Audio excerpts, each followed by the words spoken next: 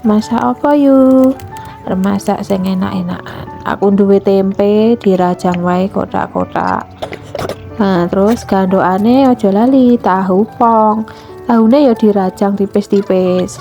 Nek wis kabeh digoreng ngantek matang tempene sithik. Ditas. Nek wis rampung kabeh tempene mateng, ganti tahu. Tahune ya digoreng ngantek garing. Sisihke sithik.